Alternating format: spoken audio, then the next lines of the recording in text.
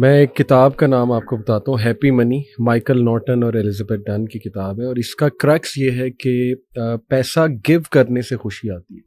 Social experiment کیا ان لوگوں نے۔ سوشل ایکسپیریمنٹ کیا تھا کہ ٹرین پہ جو لوگ چڑھنے والے تھے سب وے سے، انہیں کہا کہ ہم نا آپ کو $10 دے رہے ہیں، لیکن یہ آپ کا نہیں ہے، یہ آپ نے رینڈملی کسی کو دیکھنا ہے، شکل سے اسے پہچاننا ہے اور اسے دے دینا۔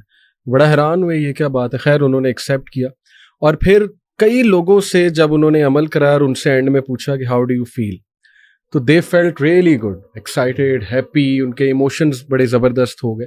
تو یہ کریکس اس بک کا یہ کہ پیسہ دینے سے جو ہے وہ خوشی بھی آتی ہے الحمدللہ۔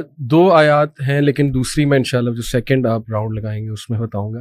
دونوں آیات جو ہے میں نے اس لیے سلیکٹ کی کیونکہ یہ دونوں مسائل ہیں یوتھ کے آج کل، ہم اس پہ اکثر مغیرہ بات بھی کرتے ہیں، شہوات اور شبہات میں۔ شبہات کے حوالے سے یہ آیا ایکچولی ابن عباس رضی اللہ عنہ کی بھی فیوریٹ آیا ہے، اکارڈنگ ٹو اے نریشن۔ ایک صحابی نے ابن عباس سے پوچھا کہ آپ کی فیوریٹ آیا کون سی ہے، تو اس زیادہ تر صحابہ کی وہ ہے قل یا عبادی الذین اسرفوا علی انفسہم لا تقنطوا من رحمۃ اللہ، لیکن ابن عباس نے کہا کہ میری یہ فیوریٹ آیا ہے۔ وہ صحابی بڑا حیران ہوئے کہ اس میں تو کیا ایسا مطلب ہے، یہ موضوع ایسا کہ آپ کا فیوریٹ ہے؟ ان کا اس میں ہوپ ہے، ہوپ فار دوز جنہیں وسوسے آتے ہیں، ڈاؤٹس آتے ہیں۔ تو آیت ہے ورس 260، وَإِذْ قَالَ إِبْرَاهِيمُ رَبِّ أَرِنِي كَيْفَ تُحْيِي الْمَوْتَى قَالَ أَوَلَمْ تُؤْمِنْ قَالَ بَلَىٰ وَلَٰكِنْ لِيَطْمَئِنَّ قَلْبِي۔ یہ آیت کی ٹرانسلیشن میں آپ کو بتاتا ہوں۔ And remember when Abraham said, My Lord, show me how you give life to the dead. Allah responded, Do you not believe? Abraham replied, Yes, I do, but just so my heart can be reassured. تو الحمدللہ دیکھیں، میں ایک scholar کو بھی سن رہا تھا، انہوں نے کہا کہ اس میں ہوپ ہے ان لوگوں کے لیے کہ جن کو ڈاؤٹس آ جاتے ہیں۔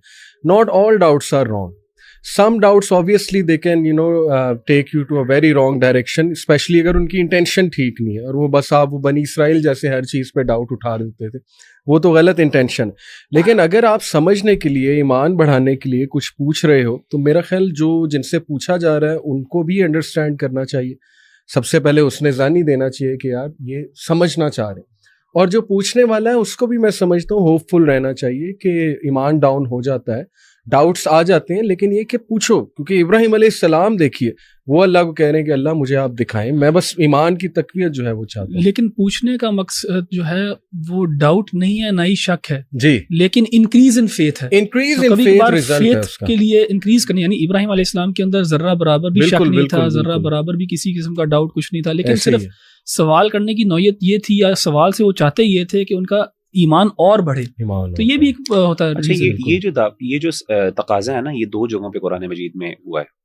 ایک تو تقاضا یہ سیدنا ابراہیم علیہ السلام کے بارے سے، اور ایک سیدنا موسیٰ علیہ السلام کا بھی۔ اچھا، ایک قوم کی طرف سے بھی یہ تقاضا موجود ہے۔